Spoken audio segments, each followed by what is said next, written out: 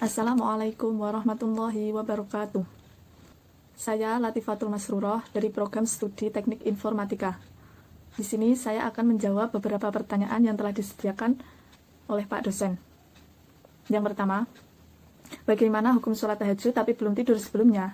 Di sini kita ketahui bahwa sholat tahajud identik dengan sholat yang dilakukan setelah tidur, ataupun sholat qiyamul lail, sholat yang dilaksanakan pada malam hari. Walaupun tidurnya hanya sebentar, itu dinamakan sholat tahajud. Begitu menurut pendapat muktamad atau pendapat yang telah dikuatkan Imam Romli dalam karyanya Nihayatul Muhtaj ila Syahril Minhaj. Disebutkan At-tahajud bil ijtima'i li qawlihi ta'ala. Bismillahirrahmanirrahim. Wa minal laili fatahajjad bihi nafilatan lak wa limawatibatihi sallallahu alaihi wasallam wa huwa natafilla laila ba'danaum, yang artinya salat tahajud disunahkan dengan kesepakatan ulama berdasarkan firman Allah Al-Isra ayat 79, yang artinya salat tahajudlah kamu sebagai suatu ibadah tambahan bagimu. Juga berdasarkan petekunan Nabi Muhammad SAW dalam melaksanakan salat tahajud adalah salat sunnah di malam hari setelah tidur. Tapi jika tidak bisa tidur, masih ada salat sunnah yang lain yang bisa dilaksanakan sebelum tidur, seperti sholat tasbih, sholat hajat, sholat witir, dan sebagainya. Intinya istilah malam-malam itu dengan ibadah kepada Allah.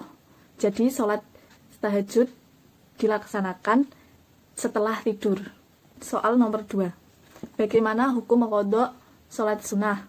Menurut Aisyah dalam hadis yang diriwayatkan oleh Imam At-Tirmizi, Rasulullah SAW selalu mengqadha sholat sunnah 4 rakaat sebelum duhur dan mengqadhanya setelah sholat duhur. Hadis tersebut berbunyi, An Aisyah radhiyallahu anha anna Nabiyya sallallahu alaihi wasallam kana idzalam yusolli arba'an qabla dhuhri sholahunna ba'daha.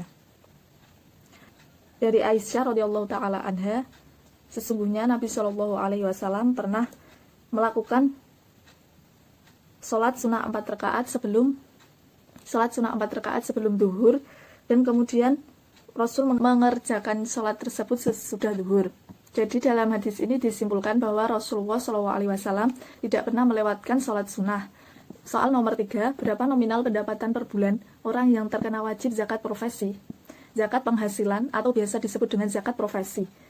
Zakat pendapatan adalah bagian dari zakat mal yang wajib dikeluarkan atas harta yang berdasarkan pendapatan atau penghasilan rutin dari pekerjaan yang tidak melanggar syariah. Nisab zakat penghasilan sebesar 85 gram emas per tahun atau setara dengan 522 kg beras. Cara menghitung zakat penghasilan: memiliki emas 800.000 per gram, maka nisab zakat penghasilan dalam 1 tahun adalah. Kemudian soal nomor 4, apakah penghasilan dari budidaya peternakan lebah madu dikenakan wajib zakat? Sebenarnya para ulama telah berbeda pendapat mengenai zakat madu. Para ulama dari kalangan Malikiyah dan Syafi'iyah menetapkan bahwa tidak ada kewajiban zakat untuk peternak madu. Mereka berhujah bahwa hadis yang dipergunakan untuk menetapkan wajib zakat madu ini adalah hadis yang lemah, sehingga tidak bisa digunakan sebagai dasar penetapan wajib zakat madu. Dengan jalur riwayat dari Imam Bukhari, Imam Syafi'i juga terekam mengatakan bahwasanya laisa fi zakatil asalis syai'u yusahhu, yang artinya zakat madu itu tidak sah sama sekali. Al-Baihaqi. Berbeda dari kalangan ulama Hanafiyah dan Hambaliyah menyatakan bahwa wajibnya zakat pada madu.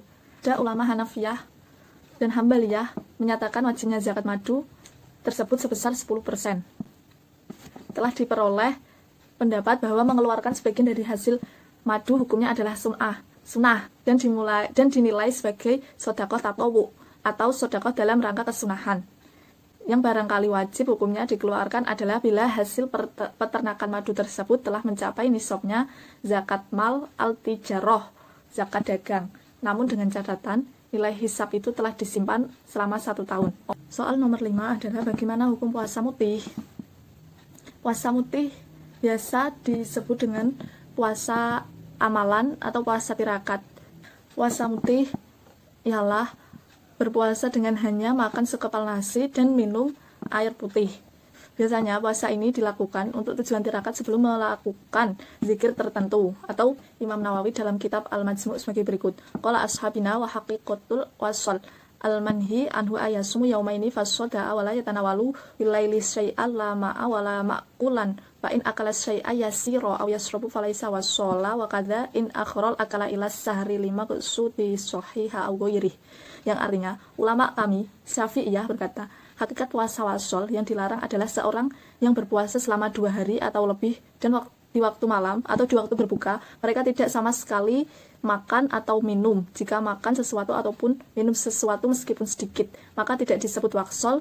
Begitu juga tidak disebut wasol jika seseorang mengakhirkan makanan hingga waktu sahur karena tujuan yang benar dan lainnya. Kiaskan pada masalah ini, selama bertujuan kita baik dan tidak ada hal-hal yang dilarang oleh syariat, maka menentukan makan nasi putih dan minum air putih segelas saja ketika berbuka puasa hukumnya boleh atau mubah. Soal nomor 6 yaitu, apakah menggunakan tetes obat mata membatalkan orang yang sedang berpuasa? Hukum memakai tetes mata disamakan oleh hukum orang yang sedang berpuasa memakai celak. Hal tersebut diperbolehkan dan tidak membatalkan puasa, meski seandainya obat terasa sampai tenggorokan. Lubang mata tidak memiliki jalur penghubung sampai ke tenggorokan. Demikian pula yang termasuk ke tenggorokan melalui perantara pori-pori tubuh, bukan melalui lubang mata. Sebagaimana penjelasan Syekh Muhammad bin Ahmad Al-Ramli sebagai berikut. Wala yadurrul iktihal wa iwujidatu mulkuhli bi khalqihi innahu la manfada minal aini ilal khalqi wa innamal wasilu ilaihi minal masam. Yang artinya, dan tidak bermasalah memiliki celak mata meski ditemukan rasanya celak di tenggorokan. Memakai obat tetes mata hukumnya diperbolehkan dan tidak membatalkan puasa meski tidak dalam keadaan darurat. Wallahu a'lam. Terima kasih. Sekian dari saya, Latifatul Masruroh. Kurang lebihnya saya mohon maaf. Al-insanu mahalul khata' wa nisyan. Assalamualaikum warahmatullahi wabarakatuh.